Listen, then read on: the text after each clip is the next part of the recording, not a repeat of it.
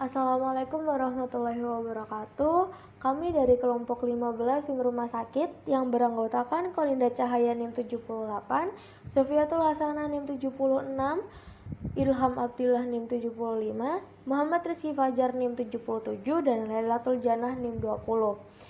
Masing-masing dari kami sudah mengampu jabatan, yaitu Kolinda Cahaya sebagai direktur, Rizky Fajar sebagai wakil direktur, Lailatul Jannah memegang bidang pelayanan medis, Sofiatul Hasanah bidang pelayanan keperawatan, dan Ilham Abdillah bidang pelayanan penunjang.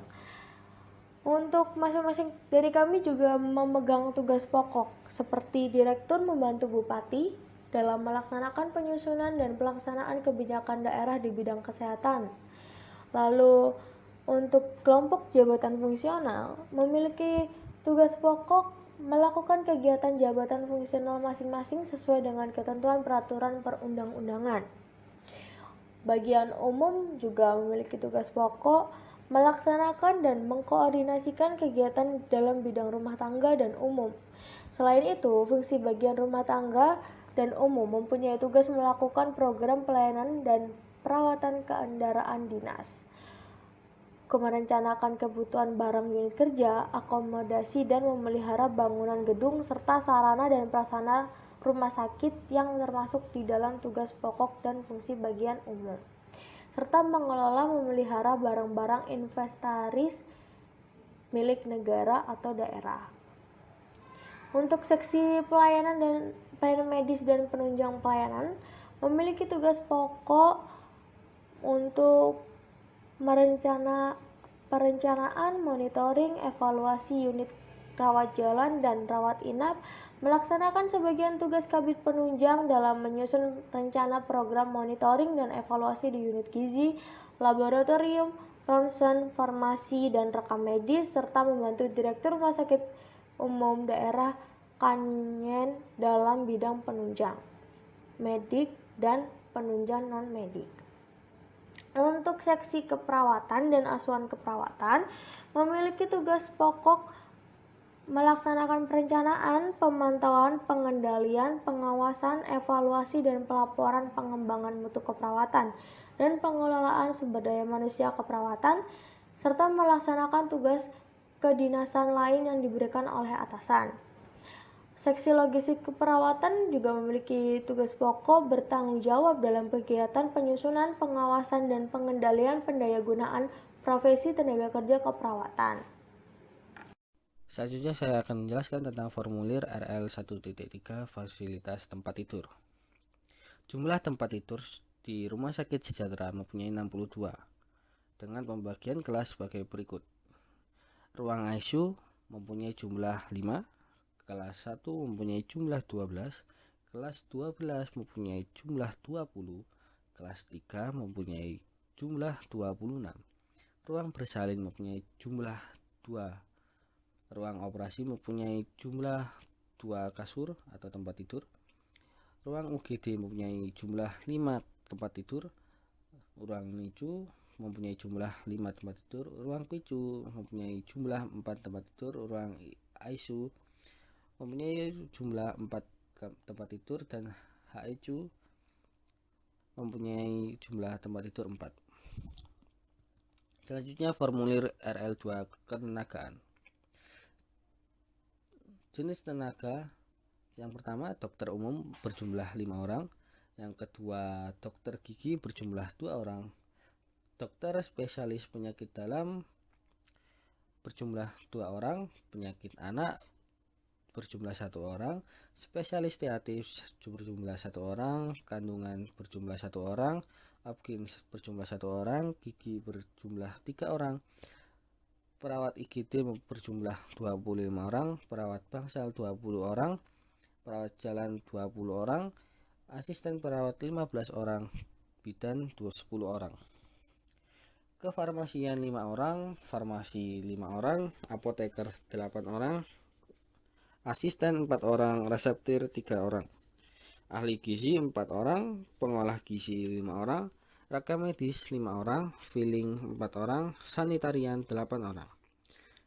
Pendaftaran 6 orang, keuangan 5 orang, pengadministrasi 6 orang, supir 4 orang. keamanan 12 orang, kasir 5 orang, linan 5 orang, IT atau programmer 4 orang, direktur 1 orang, wakil direktur 1 orang, UPMKP 5 orang, SPI 5 orang, komite medis 3 orang, dewan pengawas 3 orang, dan jumlah ketenagaan berjumlah 222 orang. Formulir RL3 data kegiatan pelayanan rumah sakit. Jenis pelayanan mempunyai penyakit dalam, kesehatan anak, obstetri, ginekologi, bedah ortopedi, bedah syaraf, luka bakar, syaraf jiwa, psikologi, penata laksana, gunaan nafsa, THT, mata, kulit, dan kelamin, kardiologi, paru-paru, geriatri, radioterapi, kedokteran nuklir, kusta, rehabilitasi medis.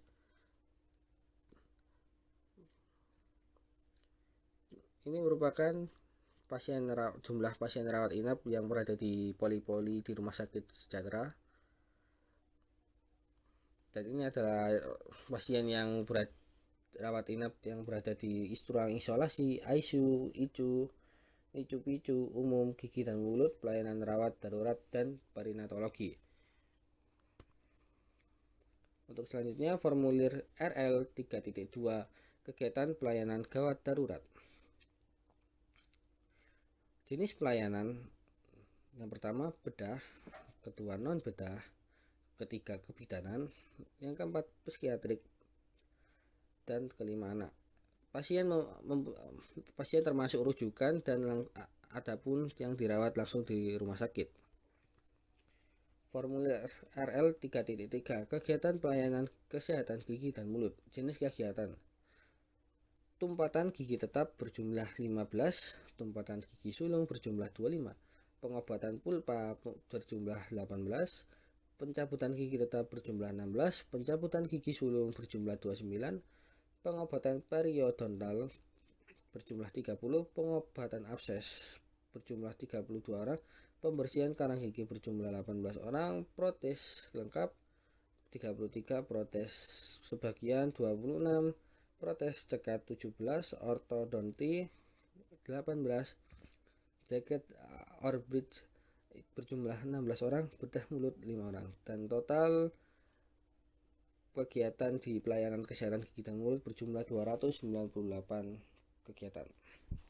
Selanjutnya akan dijelaskan oleh rekan saya. Selanjutnya yaitu kegiatan pelayanan kebidanan. Jenis kegiatan yang ada di rumah sakit yaitu persalinan normal, sektiosesar, eklamsi, pendarahan sebelum persalinan, persalinan dengan komplikasi, abortus, imunisasi. Ada juga kegiatan pelayanan radiologi, diagnostik, radioterapi, kedokteran nuklir, imaging dan pencitraan.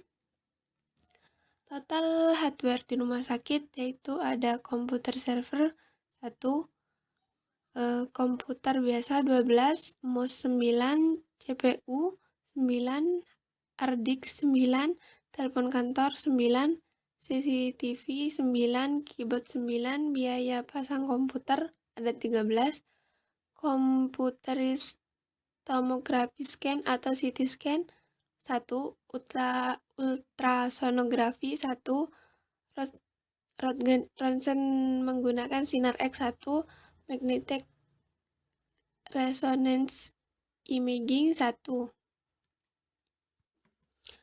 Total software ada jenis software operating system, browser, antivirus, database, nama software, Microsoft Windows, Chrome, Mozilla Firefox, Avast Free Antivirus, SIM-RS, SIM-GHOST, SAP Integrated System, INAGP, CBGS, CIRS Online.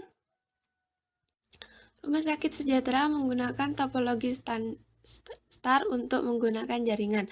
Topologi STAR atau topologi bintang adalah suatu metode atau cara untuk menghubungkan dua atau lebih komputer dengan jaringan yang berbentuk bintang, di mana topologi jaringan berupa konvergensi dari node tengah ke setiap node pengguna sehingga semua node atau titik terkoneksi dengan mode tengah tersebut. Kelebihan atau kekurangan topologi star. Kelebihannya itu bahwa dengan adanya tabel kabel tersendiri untuk setiap workstation ke server, maka bandwidth atau lebar jalur komunikasi dalam kabel akan semakin lebar sehingga akan menambah atau meningkatkan kerja jaringan secara keseluruhan. Kekurangannya yaitu kebutuhan kabel yang lebih banyak dibandingkan dengan topologi yang lain, karena setiap workstation harus memiliki kabel tersendiri untuk terhubung dengan hubung atau switch, atau juga membutuhkan penanganan secara khusus.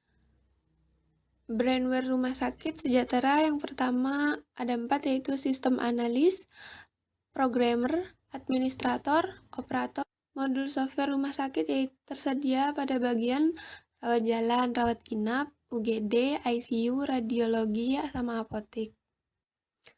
Contoh modulnya itu kode pas, pasien, nama obat, tanggal pakai, harga satuan jumlah harga.